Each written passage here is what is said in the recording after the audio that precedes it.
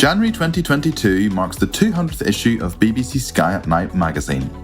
To celebrate the occasion, we asked astronomers and regular contributors Pete Lawrence and Paul Abel to take a look back at some of their favourite astronomical observing events since the first issue launched way back in June 2005. All right, Pete, here we are celebrating the 200th issue of the Sky at Night magazine. Incredible. It is incredible. And we have seen many observing highlights. And when Chris got in touch, the editor, and said, could we do this? I thought, what on earth are we going to, how many events are we going to be able to put in? And then when I sat down and thought about it, there's actually been quite a lot of stuff that has happened observing-wise, hasn't there? Well, enormous amount of stuff. The magazine started in the middle of 2005, of course, and that's a long time in astronomy. And actually, I'm more concerned about leaving things out. The more you go into it, the more stuff there is. So why don't we start then? You pick out a highlight you particularly enjoyed. Okay, well, I'm going to go with something fairly recent first, and that is Comet Neowise. Okay. For me, I thought this was one of the best sort of comets, naked eye comets, since Hale-Bopp for UK skies, because it was really well placed. It coincided with lockdown, so we were all at home, True. And the weather was really, really good. Do you remember we had that unprecedented long spell of clear nights?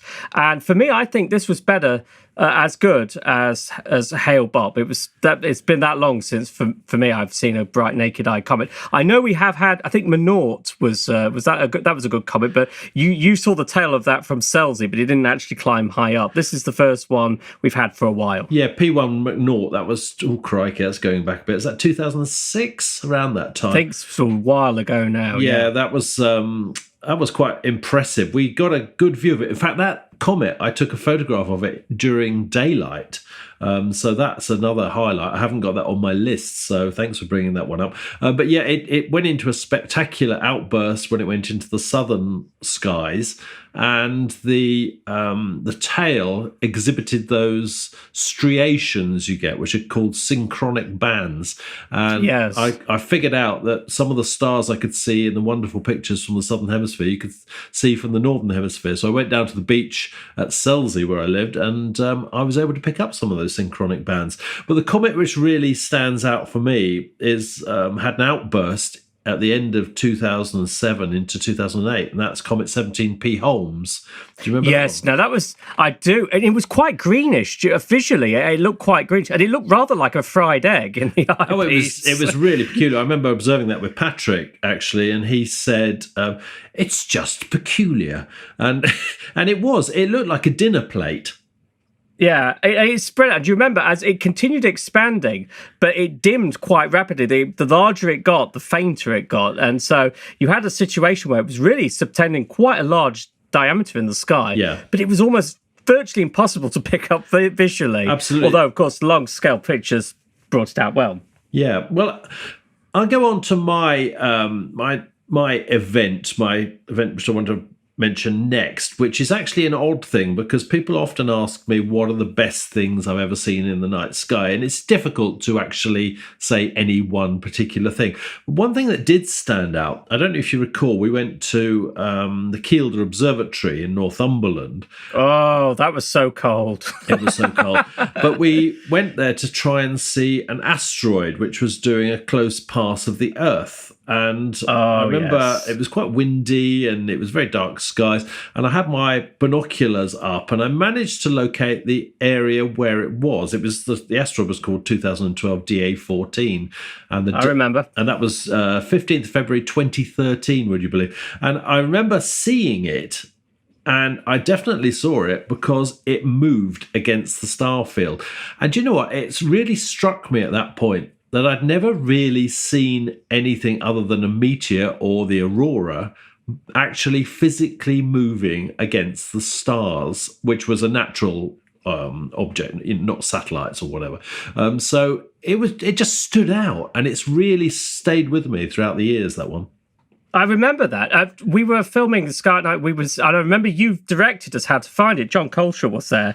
I think all three of us did manage to get it in binoculars at one point. And then somebody asked me something, and I just momentarily turned away, and then I lost it. I couldn't recover it after that. But it was quite striking, because what surprised me was the speed in which it was moving, because I thought it was going to be much slower moving in the night sky, but it wasn't. It was quite a speedy object. Yes, it was indeed. Okay, shall we tell? Well, hang on. I think we should tell them the story about as we were driving up there. So, viewers don't know this. I don't drive. Patrick Moore made me make an agreement because he thought the idea of me behind the wheel of a car was far too terrifying. So, I have a gentleman's agreement with him still that I'll never learn to drive. But Pete does. Whenever we go and do things, Pete drives us there. But Pete, and I think it's fair to say, you are quite dependent on the sat nav. Oh, and yes. when we got up to Kielden, we were looking for the place we were filming, and it wasn't in the sat nav. And do you remember we asked that chap in the pub, and he gave directions that were really good, except how he missed a right turn by the river and a left turn going up the hill. And it's the first time I've ever seen you really get cross whenever I've been in the car with you. And we'd driven down to that wilderness, and I said to you, Pete, I don't think this is right. And you just went, I can tell this isn't right, you idiot. Shut up. I deserved that. But it was quite amusing, wasn't it? It took quite some time to I say that to you all the time, though. I probably deserve it, but yeah. And Pete's still dependent on the sat nav, so absolutely. All right, shall we move on to the next object? Go on then. Okay, well, for me, again, this is fairly recent. This was the Mars opposition we had last year in 2020. Now, obviously, we've both seen a lot of Mars oppositions. You've seen a lot more of them than me, in fact. But the reason this is special for me is because it was the first year I had my own large telescope. Oh, yeah. You know how it is. You spend a long time with the sort of middling 6 to 8 inch telescope, and you get as far as you can with them. But after about a decade, you are ready to move on. Yes. And I have access to the university telescope, which is a huge telescope. But there is something, it's almost like a big turning point in your observing career when you have access to, you have your own big telescope. And I just got this 12-inch Newtonian, and we had a run of clear nights up towards opposition, and I had some of the most fantastic views of Mars in my life, and I was able to use powers of times 600. Wow. And it was, honestly, it looked like one of yours or Damien's images in front of the eye, but the amount of detail. And I made 78 colour drawings of Mars, 2 maps, and I charted a dust storm that erupted. It's the most intense period of work I'd ever done on Mars because I had access to a big telescope. It's so an amazing planet. Fantastic. Once you get going with it, once you've got a good run, it really draws you in. I do remember one opposition where I did get into that state. So the telescope was set up. I could set it up really quickly outside, and off I'd go. And some nights you had absolutely crystal clear, steady seeing, and it's just incredible. It's like looking at an image, as you described. But I do remember I had an issue with my imaging chip because there was a little mite that was living on it. And this creature, that only could happen to you. That is unique to you. This creature obviously liked to bathe in Mars light, because every time I put the telescope on Mars, it would crawl across the chip and sit right in the middle of the image. And so I'd have to continually move the image around on the sensor, or Mars around on the sensor, to try and avoid this damn creature getting in the way. And it was really quite persistent. And when you looked at it with the naked eye, you couldn't really see it. It was so small. So I do remember that quite distinctively. But talking of the planets, that moves me on to my next event, which was, actually right at the very beginning of the sort of period when the magazine was getting going, back in 2007, because there were a number of interesting lunar occultations occurring at that time. Oh, yes, yes. So in March, on the 2nd of March 2007, Saturn was grazed by the moon. So only from where my location was at the time in Selsey, only part of the planet was actually clipped by the edge of the moon, which led to some quite nice images.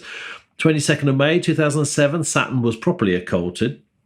And on the 18th of June 2007, it was Venus that was occulted by the moon.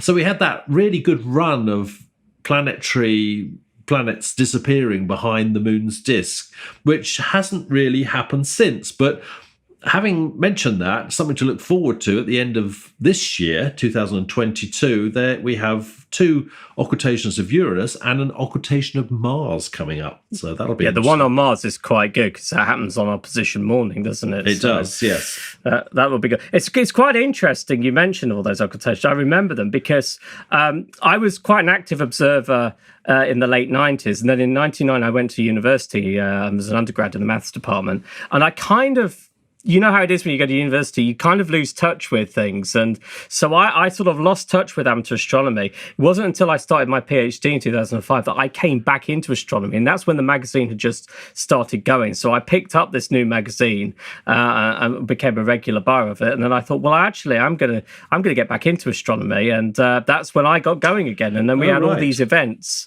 I don't think we met until 2007, though, if I remember rightly. I think it seems like a lot longer. Yeah, well, it would, wouldn't it? But yes, we've got occultations to look forward to this year. Moving on then to one of mine. Well, actually, this includes the pair of us. This one. It was the trip on the Boudica that was the ship that we were both, you, John Colshaw, and myself, we were guest lecturers on. It was the trip out to see the total eclipse in the 2015, wasn't it? 2015, wasn't it? And near the Faroe Islands. Yeah. This was the first time I had ever seen a total eclipse of the sun, and it very nearly didn't happen. Do you remember the weather, Pete? Just how touch and go it was, literally to half an hour before the eclipse. Well, it was. I took on a bit of a responsibility there because I had a good rapport with the captain, and actually, we had various meetings about where we were going to view the eclipse. And I do remember the first time I met him, he had a bit of a reputation as captain of being a bit standoffish. But we managed to get a meeting. And the first thing he said to me was, before we do anything else, we just agree there is no blame, okay? So he obviously knew what the Norwegian Sea was like in March. So we had this agreement, and the night before the eclipse itself, I can remember looking at this weather band expanding, and the location we'd picked would have been right underneath it. So I emailed him and sent him an email saying we need to go further north. And I understand that he was actually in bed, and he got up fairly early in the morning and saw the email, and it was like he'd put his foot on the accelerator because the ship was just pounding through the waves. And I can remember getting up early morning. There was thick snow coming down on the deck of the ship. It was cold. It was horrible. And people walking past going, "Don't worry, Pete, it's not your fault." And I thought, well, that hasn't happened yet. And then as it got closer, of course, the structure appeared in the clouds. Then suddenly the clouds began to break up, and we got to see the whole of totality. We did, and I think we were the only ship, because there was a couple of other ships, do you remember, that stayed behind? There were a lot of ships there, yeah. And they didn't move. I think the captain did radio your new coordinates, and they didn't move, and they were clouded out. We were one of the few people, I think, to see it up there. I think there was one other ship that saw it. And we were so lucky. I could still see in my mind's eye that it's almost an absurd image of a brilliant black circle in the sky. It's a very difficult thing to explain, but it felt like we worked so very hard. Remember, it was only 10 in the morning after it had happened. We went and got champagne and celebrated it. Absolutely. Well, I've seen a number of eclipses, obviously, over the 200 issues of the Sky at Night magazine, and solar eclipses. My first it wasn't a total, it was an annular eclipse, was in Madrid with the Sky at Night, filming on the 3rd of October 2005, where we set up in this park had a planetarium in it, and we picked our spot at some ridiculous hour in the morning before the sun had come up. I was wearing shorts and I was absolutely frozen because the days were really warm, but the nights weren't so warm. So I learned a lesson there. But yeah, we got to see a really lovely annular eclipse, my first there. And then next year, 2006, on March the 29th, I took a group, it was about 1,600 people, if I remember correctly, to Turkey, Yes. where we got a beautiful view of a spectacular total eclipse. That was my first proper view of a total eclipse of the sun. And I can still remember that feeling of looking up at the eclipse and feeling the cold with the moon in front of the sun and thinking, crikey, we are pretty insignificant on this planet. But that actually, it reminds me of an imaging issue, because I had a Canon 10D at the time, which was a fairly old DSLR by today's standards, obviously. And I was a bit nervous about taking the filter off the front of the telescope so that I could take pictures of totality unfiltered, which is what you have to do. And I didn't know when you could do it. So I made a judgment call and pulled the filter off and was pressing the shutter button, and the camera stopped working. And I thought, oh no, the shutter has fused together. And as I was thinking that, the camera went click and then click. And it was the buffer that had filled up. And I was pressing the remote shutter button so many times that the camera didn't have capacity to hold all of those images.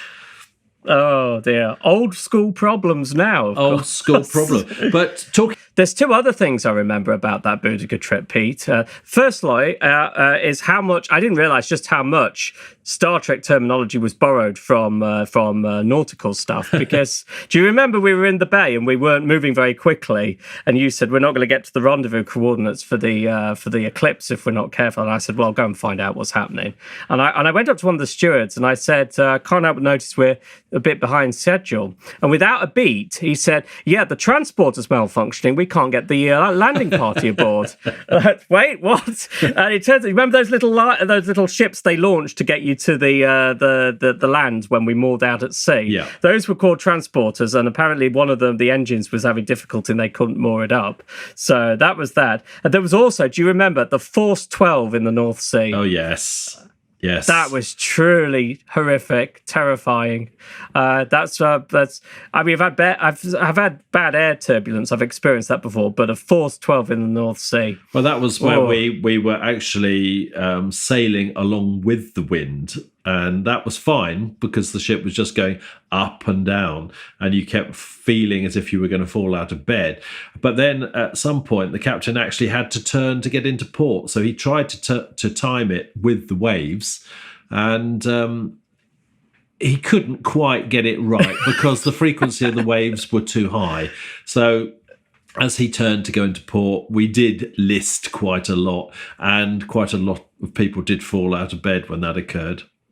Yeah, I was out of bed praying already, so it didn't. It didn't. But I still thank this day that I had a trusty bottle of gin with me. I don't know how I would have got through the night without it. Okay, well, talking about eclipses, then we've had a couple of or a number of lunar eclipses, of course, over the period where the magazine has been in circulation. But two recent ones stand out pretty well for me. I remember one in 2015 on September the 28th, which we did from a mutual friend of ours, Meadow, in Ham, which is just outside of Selsey. He kindly let us use his meadow because it had really good horizons. But I can remember I was actually working for the BBC at the time as well, because I had to get some footage for a show called Forces of Nature.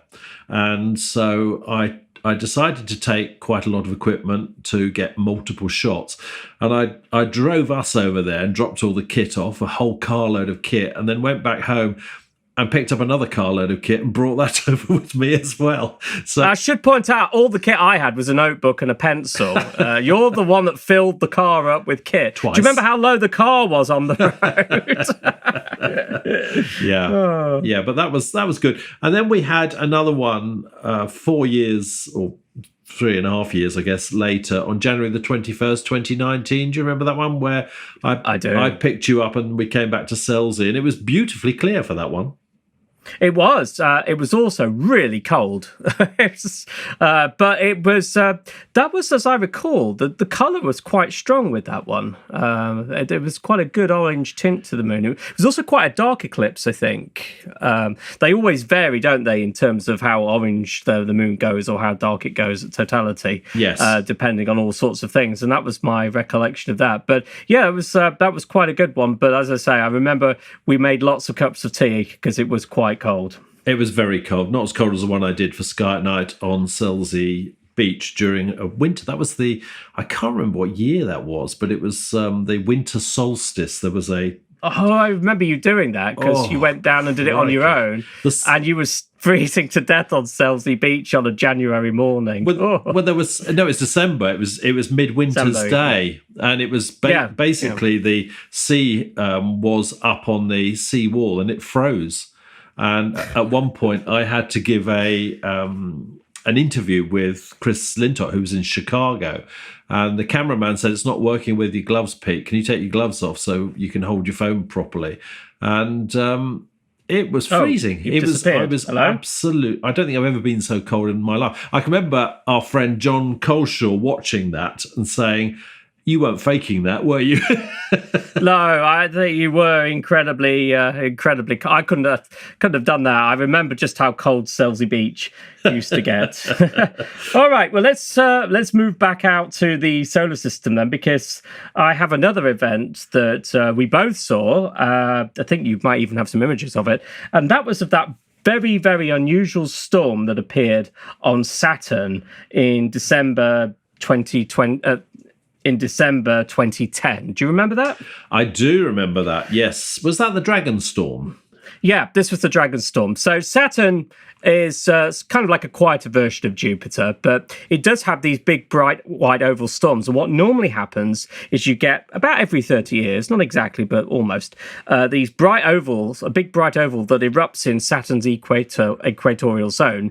It becomes very bright, and then it spreads around the whole equatorial zone, which brightens up and then goes back to normal. But this one was a storm that didn't do that. It started off in the northern hemisphere, in Saturn's north temperate zone. It started off, it was first detected on the 5th of December. I think Anthony Wesley was the first person to image it, but the Cassini spacecraft was also in orbit around Saturn and was there just by good luck and managed to record this storm outbreaking. It recorded all this rapid thunder and lightning. Yeah. And then it extended around the north temperate zone and became, it almost had like a cometary-like look. It looked like it had a bright nucleus in the tail. Yeah. And it was, it took a while. We had typically it was quite cloudy in Leicester that year. My first observation, it wasn't until later, about 12th of May. But I had a beautiful view of it with my 8-inch reflector, and I put a blue filter on, and it really was a very unusual looking thing. And it just stands in my mind as quite an unusual event on Saturn. It wasn't the usual standard white oval. It was outside the usual 30-year period, and there's never been anything before or like it since. It was quite an astounding phenomenon. Incredible. In fact, that reminds me of the when was that? Was it 2010 when on Jupiter it lost one of its main belts? It lost the South Equatorial Belt. It just disappeared, didn't it? Yeah, that's right. Jupiter undergoes these kinds of phenomena. It's called an SEB fading and revival, and the Southern Equatorial Belt fades away, and the Great Red Spot becomes really dark and intense. And then months, sometimes a year or more later, you get these kind of eruptions breaking out where the Southern Equatorial Belt used to be, and they join up and the Southern Equatorial Belt reforms. It's most mysterious. Quite amazing, isn't it? Well, sticking with the planets for the next item I wanted to bring up, this is to do with transits, actually. We had a transit back in 2004 of Venus, but we also had one in 2012 on June the 6th, where Sky at Night went to Svalbard to try and get a view of the last transit of Venus that we'll see in our lifetimes. And I do remember that because the day before it was absolutely beautiful, clear sky. And I thought, we're going to get this, no problem at all. beautiful. And I managed to get with my telescope outside of the accommodation block on very rough gravel, I remember, because I was kneeling down on it, and with a cloth over my head, I managed to get a view of Venus where I virtually got the atmospheric ring, where the atmosphere appears, or the cusps of the crescent of Venus extend almost all the way round. But we did get a lovely view of the transit in the end, even though it completely clouded over the next day. And it was very touch and go. I do remember my Sky at Night colleague, Chris Lintott. He knows me fairly well. And I was being interviewed at the time, and Chris said, right, I can see Pete's now focusing on the gaps which are coming, so I'm going to leave him alone. And that's exactly the right thing, because I was off then trying to get Venus through these gaps. But it was quite an amazing event. Now, the atmospheric ring, of course, I've been trying to get that for most of my life, because I remember seeing a picture of it in a book by James Young had taken it, and it was quite an astonishing thing. It's one of those pictures which really inspired me to get into astronomy. And on the 2nd of June 2020, I've been following Venus getting closer and closer to the sun and more crescent shaped. And on that particular morning, I can remember having this ridiculous cardboard structure on the front of my telescope to block the sun's light coming directly down it. And I managed to capture Venus through all the pollen, which was doing forward scattering. So there was lots of light in the field of view. But I managed to get it and take a high frame rate shot of it and got the entire atmospheric ring. So that was almost like a lifetime's achievement for me in astronomy. So I was very, very pleased with that. Well, I remember that 2012 transit of Venus because, I stayed behind with Patrick, and we were one of the very few observers who actually viewed it from the UK. It was really touch and go right into the last minute. We took John Colshaw, myself, and a number of others, dear friends, we all went down to Selsey Beach with Patrick, pushing along in the chat. I remember doing this it was sort of like 4 or 5 in the morning. It was all very deserted.